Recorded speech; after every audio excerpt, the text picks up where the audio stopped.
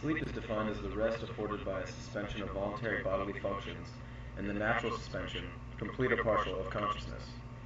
In this aspect, sleep is the time we spend in a horizontal position and complete only involuntary bodily functions related to the specific needs of our body. Sleep is something we genuinely need and do not get enough of throughout the day. This can be due to many different causes, including stress-related instances, stimulants and other types of supplements, and certain technological advances. Sleep deprivation or lack of sleep is not the main concern, but certain health effects directly corresponding to lack of sleep is a definite problem. Stressors are one of the main causes of shortened sleep lengths, and energy drinks, caffeine, and other stimulants are increasingly causing health and sleep-related problems. Technology, to a similar extent, is advancing at a significant rate and allowing for numerous benefits to the environment, as well as producing abundant sleep-related issues for current and future generations. There are two types of stress, and eustress and distress.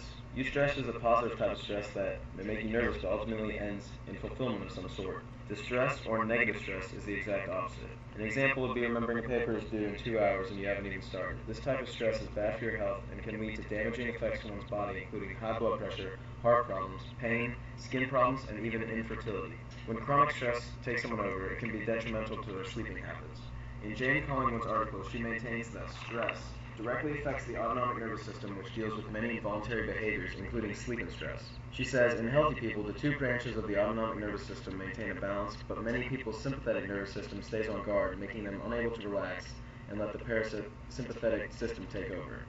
I corroborate these findings and also ascertain that the fight-or-flight response, or the sympathetic nervous system, when triggered, keeps a person awake and ready for an immediate conflict.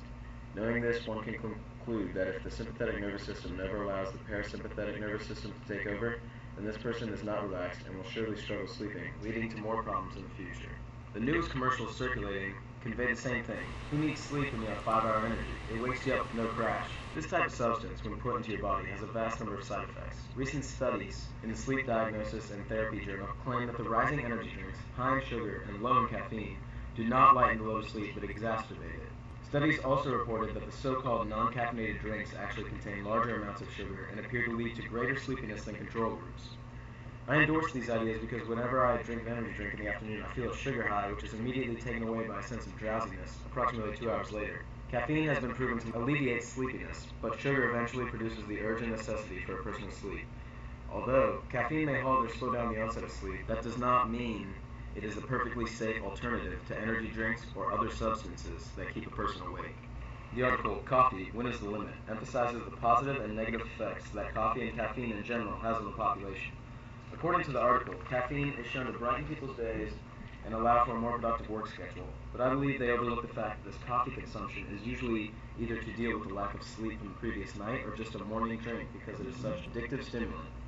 In this case, I would believe that coffee actually hinders a productive work schedule because once the effect wears off, the user will be left feeling cranky and in need of another cup of coffee. The article's theory pertaining to coffee and the negative health effects is extremely useful because it gets into the question of adverse health effects. They say caffeine interferes with sleep, concentration, and attention, and too much can indeed cause cardiovascular disease. There is no denying that the constant presence of caffeine in the system can also lead to anxiety, heart palpitations, and sleeplessness. There are various positive effects of coffee in small amounts, including reducing risk of colon and liver cancer and stopping migraines. College students do not only use caffeine, but the article also points out the widely used prescription study drugs, or party drugs, such as Ritalin, Concerta, and Adderall, as key stimulants being abused. I agree with this because after being in college a semester, I've already witnessed many people using these items in order to stay up late for a test or to party hard. The effects include sleepless nights, and concerning the party nights no one will remember. Pertaining to the use of stimulants like caffeine and specific prescription drugs, the article conveys a message. Any poison can have medicinal effects, but any medicine could have poisonous effects.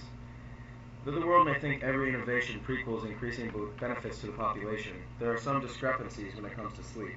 All of the vast new technologies that have been discovered or created in this generation have developed into a social media trend and constant computer communication world.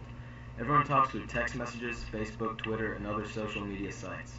Smartphones are the biggest threat to normal sleep patterns because of the way they keep you up at night playing games, apps, or waiting for a text back from someone you desperately need to talk to. As Bob Greene puts it in Don't Sleep with Your Smartphone Nearby, your footing in technology feels increasingly like quicksand. Technology allows for so many distractions that it not only hinders students from completing assignments or responsibilities, but also plays a part in keeping the average student awake past a specific time, which would grant them a good night's sleep. The article also poses the question, how many of us have had the nagging feeling that we are somehow unable to disconnect, that the electronic devices we own have begun to own us? To answer this, I advocate that every person who owns a cell phone must part with it for an entire day. This seems as though it cannot be done. Even after losing a cell phone for an hour or two, will put the owner on a tear. They'll be searching left and right for the coveted device. The temptation to overuse these devices is overwhelming and contributes to a large population of adolescents who may become sleep deprived.